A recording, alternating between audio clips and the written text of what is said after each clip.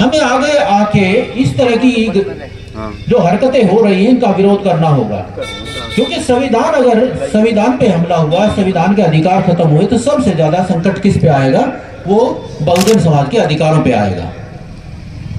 तो हमारे जो युवा नेता हैं माननीय अनिल रंगा जी, ये पहले आप सब जानते हैं आम आदमी पार्टी में थे, लेकिन पार्टियां जो इस देश की जो बड़ी पार्टियां हैं, जो सो कॉल्ड मुख्य धारा की पार्टियां हैं, वो हमारे लोगों को और हमारे मुद्दों पे काम करने के लिए अलाउ नहीं करती। तो शायद इनको ऐसा महसूस किया इन्होंने कि वहां पे कुछ मौका नहीं मिल पाया अपने मुद्दों पर बात करने का। तो अंतर्नात्मा भी कोई चीज होती है, जमीर भी कोई चीज होता है। तो इन्होंने अपने जमीर की आवाज सुन के उस पार्टी को छोड़ दिया, रिजाइन दे दिया, और उसके बाद ये अपनी मुहिम खुद चलाई। ये मुहिम तब से चल रही है जब से भाई पूर्ण कुमार का सुसाइड हुआ, और उसके बाद तमाम और घटनाएं हुई। पानीपत में एक बैठक बुलाई गई, सबसे पहले पानीपत से ये मुहिम शुरू हुई थी। उस बैठक में लगभग 100 लोगों की उम्मीद की गई थी, लेकिन लगभग 150 पौने 200 के आसपास लोग आए, बहुत ही शॉर्ट नोटिस पे। और वहां पे ये जो कारवां है इसकी रूपरेखा बनी। मैं फिर कह दूं, ये कोई राजनीतिक कारवां नहीं है, अभी तो एक सिर्फ एक आंदोलन है, एक सिर्फ नारा है, संविधान बचाओ समाज बचाओ। और हमने ये महसूस किया कि लोगों में कितनी ज्यादा इस मुद्दे को लेके कितना ज्यादा एक पैशन है, एक जज्बा है। उसके बाद लगातार फिर जिला मीटिंग बुलाने का एक निश्चय किया गया। उसके बाद लगातार 6 मीटिंग्स, ये शायद 7वीं मीटिंग है अगर मैं गलत नहीं हूं तो, लगातार 6 मीटिंग हमने बुलाई।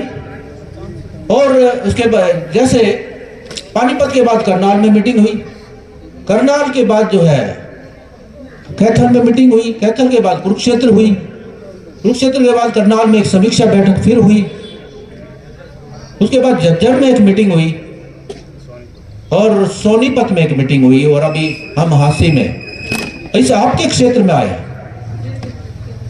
तो हमने जहां भी गए वहां ये महसूस किया कि लोगों में जबरदस्त जज्बा है, जबरदस्त महसूस कर रहे हैं। लोगों को ये लग रहा है कि भाई इस मुद्दे पे बात होनी चाहिए, खासकर हमारे ही समाज के लोगों की तरफ से।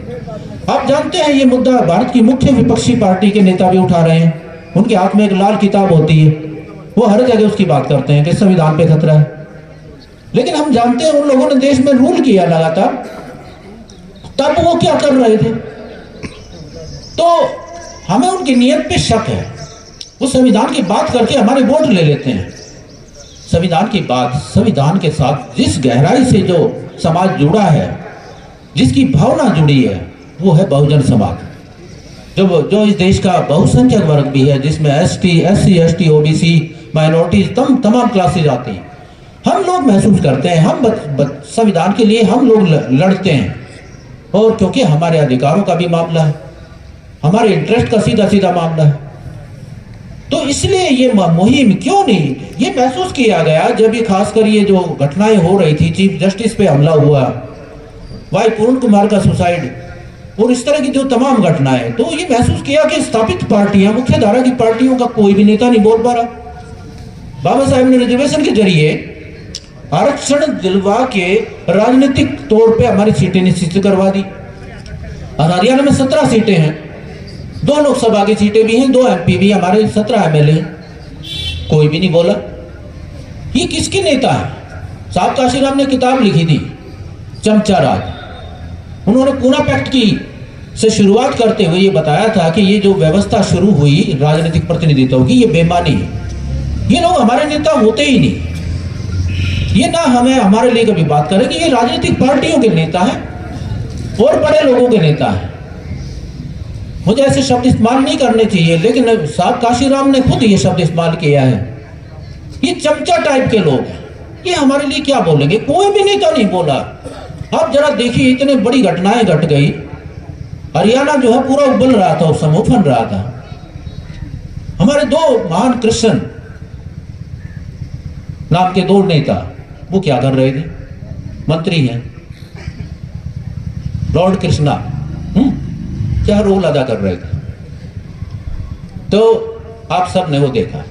लेकिन मैं खासकर दाद दूंगा माननीय हमारे युवा जो साथी हैं अनिल रंगा को।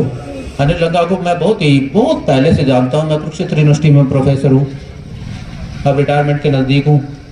कभी जब हम यंग थे तो एक मुहिम चली थी, राजकुमार बोला भी इसके गवाह आज आए हुए। एक वहाँ स्टूडेंट फ्रंट बना था, doctor Ambedkar student welfare association, ये इन्हीं लोगों ने बनाया था। और मैं जो है बिहाइंड द कर्टेन्स, पर्दे के पीछे काम करने वाले लोगों में रहा हूँ।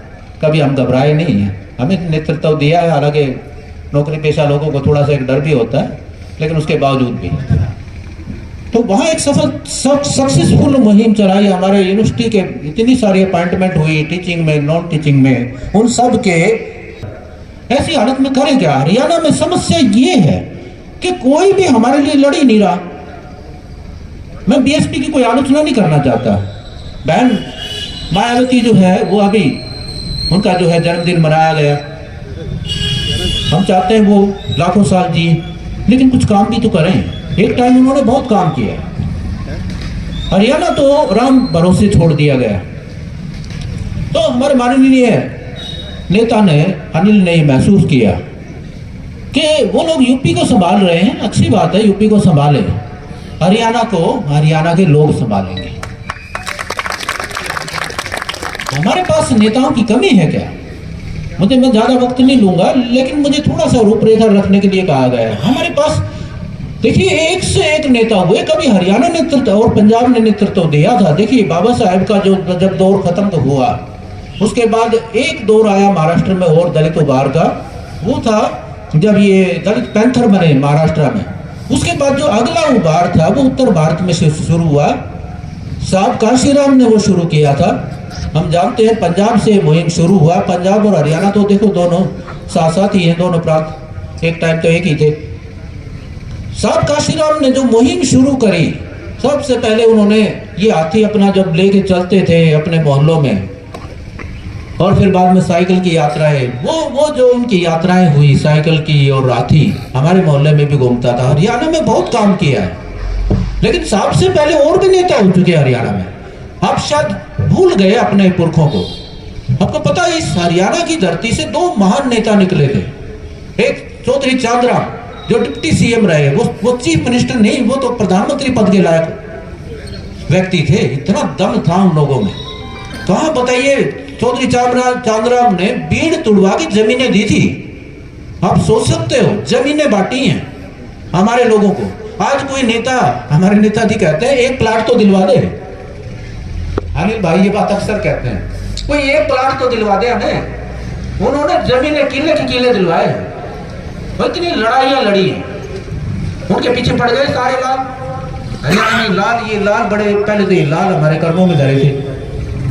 उसके बाद अब दूसरी सिचुएशन है। तो हमारा नेतृत्व तो बहुत मजबूत रहा है। वो लोग सामाजिक नेता थे।